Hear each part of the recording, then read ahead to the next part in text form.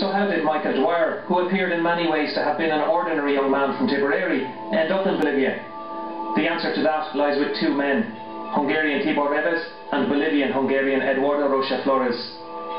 According to the prosecutor, it was Rocha Flores, a hardened veteran of the Balkan Wars, who was chiefly responsible. ¿Quién trajo a estas personas? ¿Quién empezó a reclutar a esta gente? Es el señor Eduardo Rocha Flores. Bueno, Eduardo Rocha Flores crea una página en el internet y empieza a llamar gente para supuestamente la defensa de Santa Cruz y más concretamente la independencia que quería generarse a través de este grupo armado. The son of a Hungarian father and a mother from near Barcelona, Rocha Flores lived in Santa Cruz before moving to Hungary as a teenager. As a student he joined the Hungarian Communist Party, but later rejected communism and joined the conservative Catholic Opus Dei group, before later converting to Islam.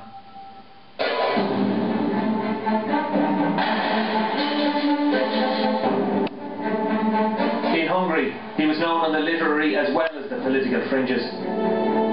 Rocha Flores in Hungary was a known personality amongst poets, amongst underground musicians.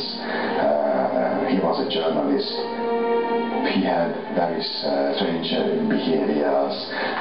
He liked weapons. He liked the idea of revolution.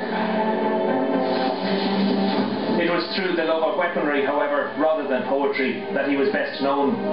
In the early 1990s, when covering the Balkans War as a journalist, he swapped the pen for the gun and formed an international brigade to fight for Croatian independence, an experience he later made a biographical film about. Spanish journalist Julio Alonso knew Rocha Flores when he was a soldier in the Balkans.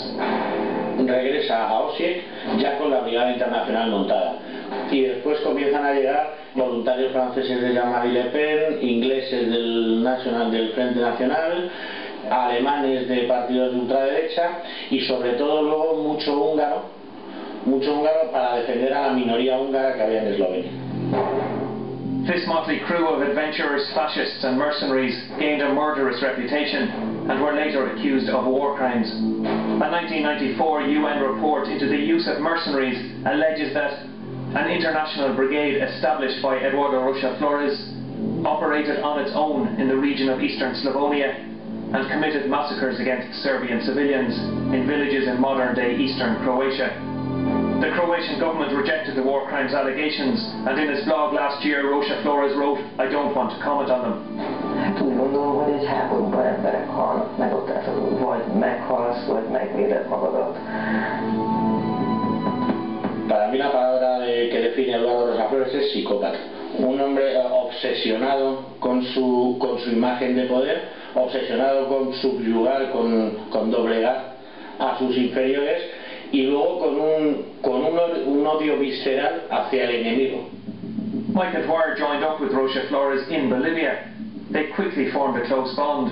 Dwyer began working for him as text messages such as this one found on Rocha Flores' phone clearly indicate. At least 3 others travelled from Ireland with Dwyer, including Rocha Flores' connection in Ireland, Hungarian Tibor Reves. Yo a Tibor Reves, por lo que he investigado, es un hombre que es un especialista en seguridad, era rumano, pero él se nacionaliza húngaro, no tiene estudios salvo algunos de entrenamiento de perros y creo, si no me equivoco, antiexplosivos.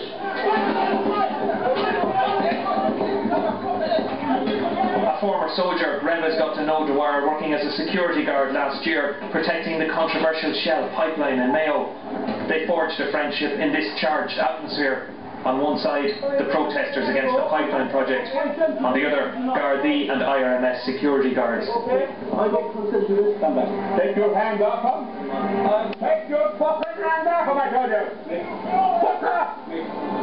This footage shows Michael Dwyer in July of last year.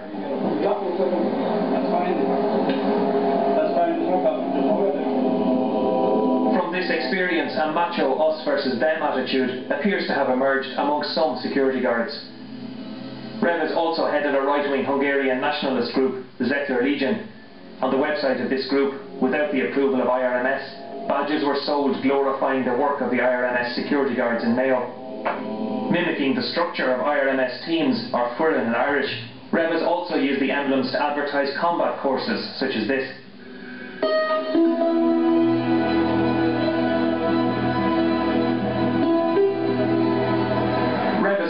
Travelled to Bolivia with two former colleagues from IRMS. IRMS declined to be interviewed for this programme, but said in a statement that they had not been aware of the men's Bolivian plans. The men told friends they were going on a security course, but what was Rocha Flores doing in Bolivia? His girlfriend in Hungary offers one explanation. Azért megy ki, hogy segítse az ellenzéket, tehát mint újságíró utazott ki. Dühítette az, hogy ott félrevezetik az embereket a média által, a kormány általi propaganda hazugságokat terjeszt. Why did he have weapons? Why did he have bullets?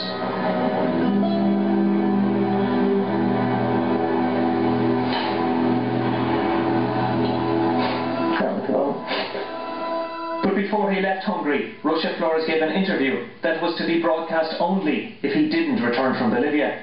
In this, he explained his mission.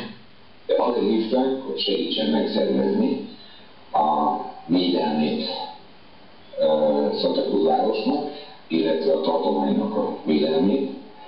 Tehát arra kell vinni a helyzetet, hogy politikai eszközökkel, hogy előfelmutatva, hogy fel vannak készülve. Így bármilyen belőle eljussunk oda, hogy ha autonómia nem, helyügyelés nem autonómiával, akkor kigyártjuk a függetlenséget, és csinálunk egy új országot. In an email found on his laptop, Rocha Flores wrote to a potential Hungarian recruit less than a week before Michael Dwyer arrived. "We're starting to organise the military department and the training facilities," he wrote. He said his planned movement couldn't be more anti-communist and was partly Indians versus whites in character, aiming to create an army of over 2,000, believed to include dozens of European mercenaries.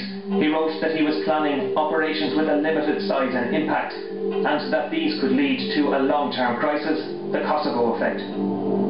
He said he comes here just for defending his people. No, that's not true. He went there for organizing a civil war. He was going to, through several terrorism acts, he was going to create the necessary elements for an instability that would force the government to send the troops over there, and then he would be the defender.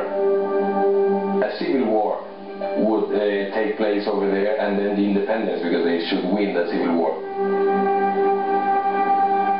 Rocha Flores was recruited as a mercenary by wealthy businessmen because he was born in Santa Cruz and was known as a Balkan War veteran.